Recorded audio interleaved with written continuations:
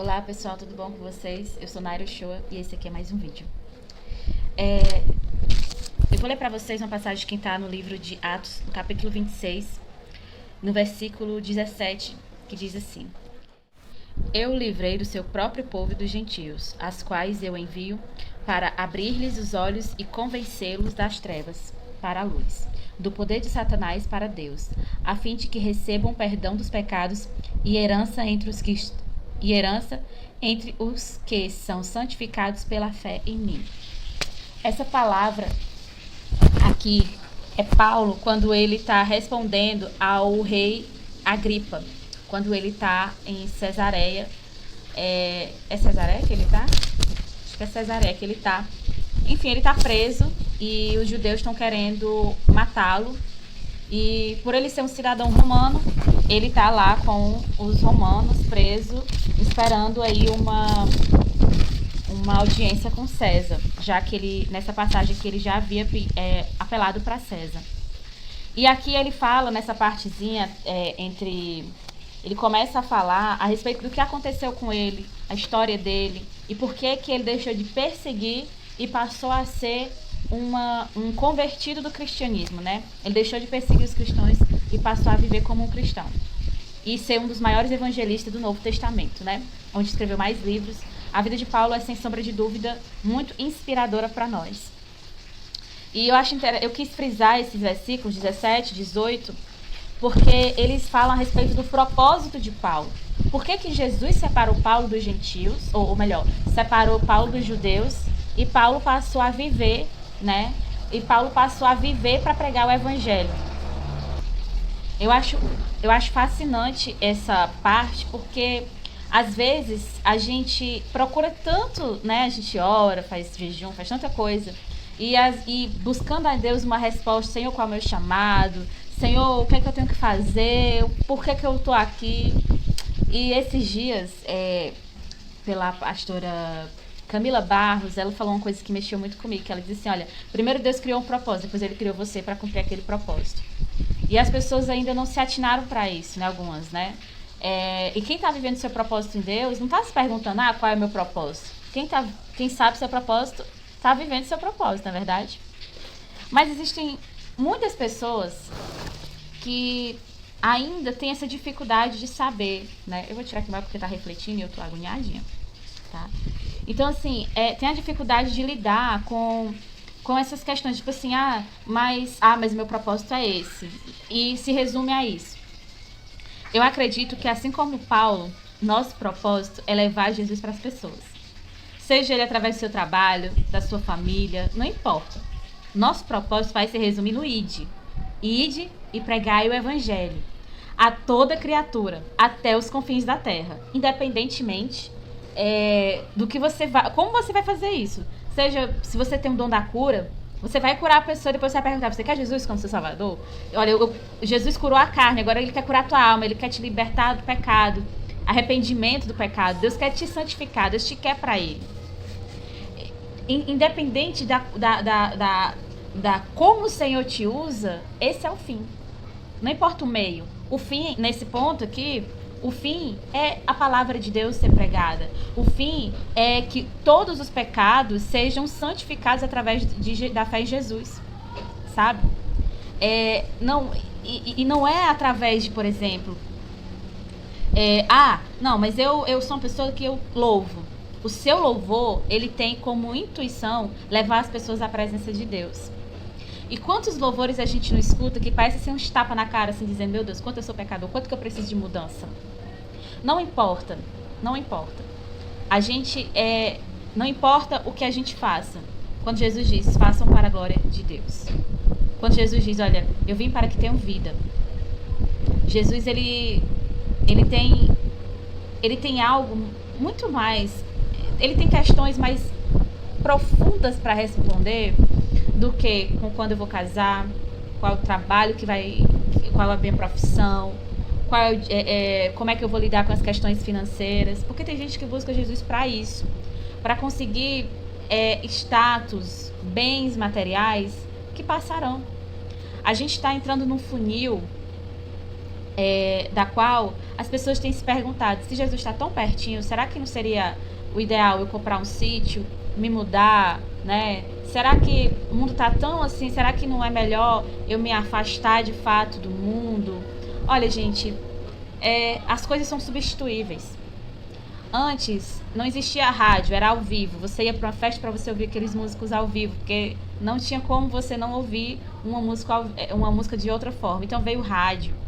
E aí o rádio era aquela sensação, depois veio a TV, e agora as redes sociais, e tudo é substituível. Daqui a pouco a gente não vai estar mais falando de Instagram, assim como antigamente falava-se de Orkut, falava de MSN, agora é Instagram, tem outras plataformas, e vão surgir outras, essas coisas elas são substituíveis, elas são como ondas, sabe? Vêm, fazem o que tem que fazer e depois vão embora. Porém a palavra de Deus, ela não passará. Olha, eu tenho 29 anos. A época que eu usei o Orkut, sei lá, eu tinha uns 13, 12, uns 13 até mais ou menos ali os 15, tinha o tal do Orkut. Depois disso veio o Facebook. O Facebook tá aí, mas daqui a pouco tá obsoleto. Tem o Instagram, mas daqui a pouco também tá obsoleto. E tem tantas outras coisas que vão estar obsoletas daqui a alguns anos. Mas a palavra de Deus, eu vim para esse mundo, ela já estava aqui, muito antes. E quando a gente se for dessa terra, ela vai continuar. Porque até que as coisas que aqui estão escritas, ela não passará. E, na verdade, ela jamais passará. O Senhor diz, céus e terras passarão, mas a minha palavra não passará. E é muito triste a gente ver hoje em dia... E eu gosto de sentar aqui, gravar esses vídeos. Eu não sou mestre, eu não tenho uma formação, eu não tenho... meu Deus do céu, né? Eu não tenho o dom do mestre, aquela coisa toda. Não, eu não sou. Eu sou uma pessoa simples. Eu tenho uma vida simples. Mas eu tenho um amor por Jesus. E esse amor não me deixa ficar calada, sabe? Não me deixa ficar calada. Eu vejo que tem pessoas que... Eu olho para as redes sociais e eu vejo que as pessoas pensam que aquilo ali é o único jeito de se viver. As pessoas estão vivendo hoje com medo de cancelamento, querendo pegar um evangelho. Jesus diz, olha, pecado precisa ser santificado. E as pessoas querem classificar as coisas que Jesus já falou que é pecado e colocar em subcategorias daquilo que vai ser para a morte, daquilo que não é, daquilo que... Jesus, não, mas isso aqui dá para passar lá no paraíso, mas isso aqui não passa. Eu vejo as pessoas fazendo isso para tentar não viver o tal do cancelamento, sabe? Eu vou falar aqui de Jesus, mas assim, Jesus é amor. Jesus é amor e tudo bem. E eu vejo que as pessoas têm dificuldade de dizer que vai vir uma condenação. Jesus não veio para condenar, mas vai vir um juízo, gente. Vai vir um juízo. E só existe um caminho, sabe? É um caminho estreito, é um caminho árduo. Por quê? Porque você, durante o caminho, você vai lidando com suas próprias fragilidades de caráter, emocionais e da alma, sabe? Quando Davi diz assim, por que está abatida a minha alma? Olha, não importa, se sua tua alma está abatida, Jesus ele tem o interesse de curar, de transformar. Mas isso não significa que você vai estar 24 horas por dia sorrindo, alegre e satisfeito como se você nunca fosse ter problemas. A Bíblia diz que no mundo tereis aflições. Mas hoje as pessoas, principalmente os crentes, têm procurado viver essa vida assim, meio que... procurado viver uma vida que, tipo assim, eu não tô feliz, então eu vou abandonar meu marido porque ele não me faz mais feliz.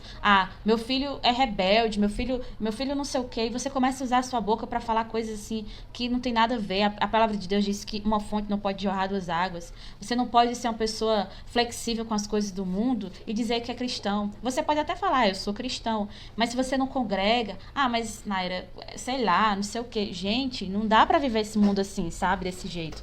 De uma forma meio que, lá na igreja, glória a Deus e aleluia, mas na minha casa é Wesley Safadão, é calcinha preta.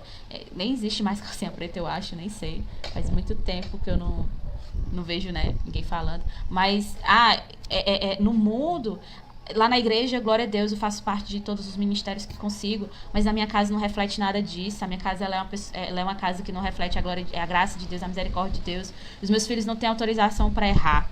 E aí os seus filhos continuam errando porque eles são indivíduos, eles não são propriedade sua, eles são de Deus. E assim, às vezes a gente quer colocar as coisas dentro de quadrados da quais a gente não tem a menor chance de segurar esses quadrados. Porque são livre-arbítrios, sabe? Eu posso até chegar para você e dizer, olha, sua vida aí, beleza, sua vida aí não vai levar a lugar nenhum. Mas se o Espírito Santo não te convencer disso, não tem nada a ver, sabe? E quando Paulo diz, olha, das trevas para a luz, do poder de Satanás para Deus, hoje em dia não, desde muito tempo, o inimigo ele tem usado a mesma estratégia. O inimigo ele não tem nem criatividade, ele só tem insistência. Só que, se ele vai hoje, você tá ali com Deus e você identifica que é uma cilada, aí ele bate em retirada. Aí ele vem no outro dia, você continua firme, ele bate em retirada. Mas a estratégia dele é a mesma, é a repetição, tá entendendo? Satanás ele não é criativo, ele é insistente. Eu tenho dito isso aqui em outros vídeos. E as pessoas não enxergam a estratégia dele de fingir que ele não existe. Não, isso é coisa do homem. Eu vou dizer algo pra você. Existem sim coisas do homem, mas existem coisas eternas em jogo. A sua vida vai dizer como você vai viver sua eternidade. Pessoas acham que, eu vou mandar mensagem aqui pra uma pessoa que não é seu cônjuge. Ou você é solteiro e trocando mensagem com 10, 15 pessoas. E achando que não, tudo bem, quanto mais melhor. Eu quero te dizer que não é assim. Quanto mais não é melhor. Porque à medida que você se relaciona mais com outras pessoas, mais vazias de si mesmo, mais vazia você vai ficando. Você vai ficando alguém que vai chegar ao ponto que talvez a sua alma vai estar tão fragilizada. Na palavra não é fragilizada, é fragmentada. A tua alma vai estar tão fragmentada que você não saberá distinguir aonde começa você e começa as outras pessoas que passaram pela tua vida deixando aquele caos. Você não sabe, as pessoas têm vivido tantas paixões em cima de si mesmas que elas não percebem que elas precisam parar e dar a direção da sua vida para aquele que criou ela. E querer saber, as pessoas querem manuais aqui de 10 passos como ser isso, 10 passos como viver aquilo, e esquecem de olhar para o manual da vida que é a Bíblia. Olha, não existe coisa mais interessante do que você descobrir a Bíblia. O problema das pessoas hoje é que não leem a Bíblia. Não abrem a Bíblia. Vem aqui na internet. Uma coisa, irmãos, é você vir aqui na internet tirar uma dúvida. A respeito do rei Agripa. Quem foi o rei Agripa? E aí, porque como não tem muitos detalhes a respeito disso, aí a gente vai partir para os historiadores, pessoas de renome, pessoas que estudaram, foram a fundo, e tem lá toda uma explicação de quem foi o rei Agripa. Show de bola, você vai ter um conhecimento mais profundo. Mas aqui não é a questão. A questão não é essa. A Bíblia não é sobre fulano ou beltrano. A Bíblia é sobre Jesus. Porque tudo é por ele, para ele, e todas as coisas são dele.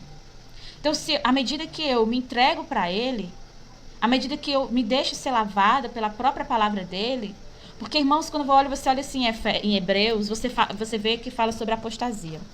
Quando você vai para Efésios, você vê que fala a respeito de estratégias espirituais, né? A gente tem a parte bem conhecida de Efésios, são as armaduras de Deus. Quando você vai para Filipenses, você vê uma palavra que fala a respeito de humildade, que fala a respeito de confiança em Cristo, que fala a respeito de exortações. Aí quando você vai para Colossenses, aí você vai e você vê a respeito da supremacia de Cristo, e você vai indo, você vai entendendo, sabe? Você vai compreendendo aquilo que o Senhor está falando. Você vai ver o livro de Atos, você vai ver a trajetória cristã. Atos foi um livro escrito pelo livro de Lucas. E Lucas, ele é muito criterioso na questão das coisas, das ordens, dos acontecimentos, daquilo que aconteceu. Então, é interessante porque ele fala de Paulo, em todas as viagens de Paulo, você vê no livro de Atos. Você vê a respeito de Paulo sendo preso, daquilo que acontece em Roma, daquilo de tudo. Mas não tem como você ter esse conhecimento passando 8 horas do teu dia assistindo série. Pior, ainda são séries que só falam do reino de Satanás. Mas você nem percebe, porque você acha normal. Você acha comum as pessoas terem uma vida leviana e promíscua. Uma vida leviana e promíscua, achando que defensores do calvinismo, eu quero te dizer que não é calvinista, que não é o Calvino que vai salvar a tua vida, é Jesus. E se tu tá achando que quando estiver pensando assim, não vai, agora tá perto de Jesus, agora eu vou me voltar para a graça, ei, todo o tempo que a gente passa aqui vai contar lá no céu. Não são os últimos segundos da nossa vida que vai contar. Eu me arrependi, eu vou pro céu. Não. Não é só isso que conta, não. E se você pensa dessa forma, eu sinto muito por você. Tem que ler mais a Bíblia. Porque não é relacionamento no curso de teologia, não é, eu sento à mesa de grandes reis e príncipes. É o que você faz com aquilo que o Senhor te deu. É aquilo que o Senhor faz com o que o Senhor te deu. Tem gente que está acabando com o casamento por causa disso aqui, ó. Tem gente que... Isso aqui, eu vi o pastor Luciano falando em um podcast, que ele diz assim, isso aqui é a porta do céu, é a porta do inferno na tua vida, porque as pessoas têm usado. Antigamente, para a pessoa ter acesso à pornografia, tinha que ir numa banca, tinha que ser maior de 18 anos, para poder comprar. E era caro, eu acho que era caro. Revista até hoje nunca foi barata, então eu acho que na época também deveria ser bem, tipo assim, né, só para quem tinha dinheiro. E hoje em dia, facinho, as pessoas têm acesso gratuito. Não veem, as pessoas não percebem que no físico as reações podem até demorar a chegar, mas vou te dizer que no espiritual é instantâneo. E nós devemos fugir da aparência do mal, não se lançar. Porque à medida que a gente vai se conformando com o nosso pecado, a gente vai se tornando apóstatas. À medida que a gente vai se convencendo que o nosso pecado não é tão pecado assim, que é uma questão de interpretação, eu vou te dizer algo. Quanto mais assim você pensar, vai chegar a um ponto. Que é como tem aqui na palavra de Deus que diz que eles não têm mais como voltar, porque eles já experimentaram da graça de Deus, fizeram coisas grandes, mas eles se convenceram a um ponto que o seu pecado não é tão pecado, que agora, o que acontece? Eles não conseguem mais voltar. E isso é um alerta para mim e para você. O pecado não é para a gente se acostumar com ele, é para a gente se arrepender dele. Pecado não é para a gente justificar, pecado é para santificar. O inimigo ele sempre vai usar palavras semelhantes para tentar nos desviar do caminho da qual o Senhor trilhou para nós. Durante a caminhada com Cristo, a gente vai encontrar muitos confrontos. Arrogância, a lascívia. Independente de qual seja o teu pecado, tu vai entrar em combate com eles. Existem pessoas que acham que confundem arrogância com... Sou uma pessoa incisiva. Não, você é um arrogante. E você precisa saber distinguir a diferença entre ser uma pessoa incisiva e ser uma pessoa arrogante. Você precisa saber a diferença entre eu sou uma pessoa estressada, eu sou uma pessoa que não tem paciência. Eu preciso saber a diferença entre nesse momento eu sou uma pessoa que estou na caminhada com Cristo, ou será que neste momento eu estou na caminhada comigo mesma e arrumando versículo para aliviar o meu ego, para amaciar o meu ego? Será que eu não estou usando termos bíblicos para viver uma vida leviana, achando que Deus está abençoando a minha vida, porque eu tenho carro, eu tenho casa, eu tenho uma vida perfeita? Eu quero te dizer que as obras, elas não são quase nada. Se você olhar para a palavra de Deus, o Senhor diz, olha, a gente não vive por obra, não. Precisamos... A fé sem obra é morta, mas a obra, ela não salva. E a obra sem fé, ela é como o sino que tine, sem amor de nada vale. Nós precisamos entender algumas coisas que Jesus nos fala através das Escrituras, mas não pela nossa ótica humana. Porque a nossa ótica humana é tentar amaciar nós mesmos, é tentar achar desculpa. Eu quero te dizer que a Bíblia ela precisa ser lida por uma ótica espiritual, através do Espírito Santo. E não é tipo, será que isso assim é para a minha vida? E você abrir como ela fosse um oráculo. A Bíblia ela não é um oráculo. A Bíblia ela não é o horóscopo do dia. Ela é algo profundo que vai te instigar a viver uma vida longe dos preceitos de Satanás. Longe daquilo que Satanás tem tentado roubar de ti desde que o mundo é mundo. Desde que o Senhor fundou o planeta Terra. Desde que o Senhor enviou Adão para o mundo. O inimigo tem tentado roubar algo que é direito teu, não é direito teu, mas pela graça veio através de Jesus. Nós não merecemos a graça de Jesus. Nós não merecemos ser salvos por Jesus. Porque nós, seres humanos, à medida que a gente tem o interesse em certas coisas, mais a gente tem a tendência... A vontade de Deus ela deve ser prioridade na nossa vida. E não é tão difícil descobrir qual é a vontade de Deus para a nossa vida, porque o Senhor diz que a gente tem que obedecer. Então você entende, eu entendo que à medida que eu obedeço aquilo que está escrito aquilo que está nas Escrituras, à medida que eu me disponho a viver essas palavras na minha vida, eu estou fazendo a vontade dele. E à medida que eu me disponho a ouvir o que o Espírito Santo diz às igrejas, através das Escrituras, através de uma vida de comunhão, através de uma vida de oração, eu consigo discernir os caminhos que o Senhor tem para mim. Mas à medida que eu me distancio de tudo isso, eu vou ficando como uma pessoa sem bússola. Gente, a Bíblia é a nossa bússola. E se o Senhor diz, olha, o Senhor se abstém assim dos orgulhosos, eu tenho que entender se tem algo em mim que me torna uma pessoa orgulhosa. Se tem algo em mim que me torna uma pessoa rancorosa. O Senhor se abstém de mim, o Senhor não está comigo, já que eu ajo dessa forma. Então eu tenho que procurar meios de viver uma vida segundo a vontade dele. Então, se o contrário de uma pessoa orgulhosa é uma pessoa humilde, Senhor, como é que eu vou ser uma pessoa humilde? Pergunte para o seu pai, ele é seu pai. O Senhor, ele quer ter comunhão contigo, entendeu? Ele quer te livrar dessa treva e te trazer para a luz. O problema é que muitas vezes, eu e você, a maioria das pessoas quer o quê?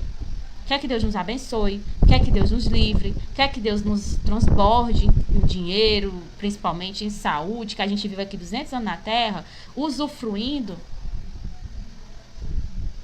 sem se preocupar com o dia de amanhã, sem se preocupar com as gerações que virão depois de nós, sem se preocupar com a nossa eternidade. Jesus não quer que você fique com medo da eternidade. Jesus quer que você confie no plano que ele tem para você e para mim.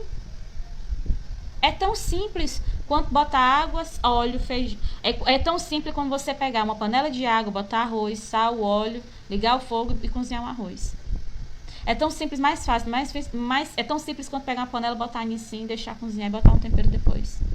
É simples. A vontade de Deus é questão de obediência. E através da obediência, através de uma disposição, porque não é só obedecer para dizer assim, eu vou obedecer aqui para não ir para o inferno. É uma obediência em amor, e é um amor que ele traz para nós, a palavra que eu quero dizer? A disposição. Se dispor. Entende? Então, para nossa reflexão no vídeo de hoje é isso. Se dispor. Você está pensando em comprar um sítio aí para fugir para se livrar aí da perseguição que vai vir? Eu quero te dizer que vamos agir como os discípulos agiram. Os discípulos, eles não compraram um sítio e fugiram de Jerusalém, não. Eles estavam lá. Enfrentaram César, enfrentaram Herodes, grandes imperadores de Roma. Nero tacou fogo na cidade inteira e culpou os cristãos. O que a Bíblia me fala é que recuar não é uma opção. E que nós devemos refletir essa mensagem, essa vida que o Senhor tem para nós. Tem coisa mais em jogo do que os status e as coisas que a gente vai conquistar aqui nessa terra. Gente, cada vez que eu olho para isso, mais eu vejo que são consequências de boas escolhas, bons empregos, boa administração financeira. Que se você quer tanto viver isso, deixe de olhar a vida do povo lá na fazenda, no Big Brother, e vai estudar sobre finança, vai aprender a aplicar dinheiro e vai dar tudo certo para a tua vida. Nesse aspecto. Mas o que eu estou falando aqui não é de aspecto financeiro, ou melhor, não é de aspecto terreno, estou falando aqui de algo que vai além de nós mesmos. A gente precisa deixar de viver para nós mesmos e viver uma vida para Jesus. A nossa vida precisa refletir Jesus. As nossas escolhas precisam refletir Jesus. Se alguém chegar na tua casa hoje, será que ela vai sentir Jesus na tua vida? Na tua casa?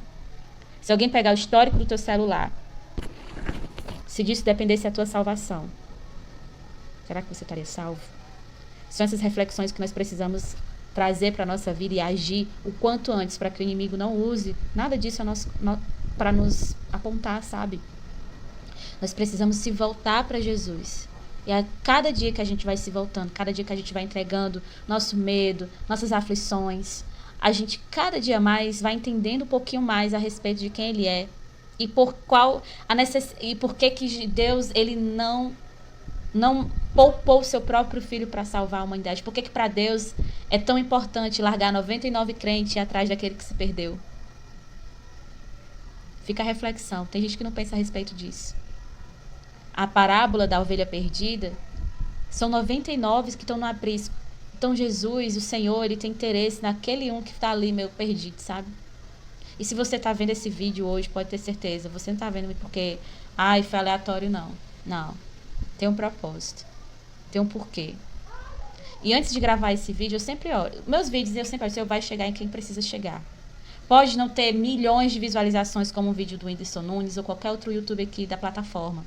Mas vai chegar em quem precisa chegar. Amém? Que bom Até o próximo vídeo. Que Deus abençoe sua vida. E que se você ainda não confessou Jesus como único e verdadeiro Salvador na sua vida, que esse possa ser o dia, como está lá em Salmo, esse é o dia que o Senhor já fez. Me alegrarei e me regozijarei nele. Então que nesse dia você possa entregar a sua vida para Jesus. Porque Ele amou o mundo de tal maneira. Porque Deus amou o mundo de tal maneira que deu o seu único filho por mim e por você. Entregue sua vida para Ele. Amém? Experimente uma transformação que vai além do que você pode imaginar. Tá bom? Até o próximo vídeo. Não esquece de deixar o teu like e se inscrever nesse canal. Beijo e até o próximo vídeo.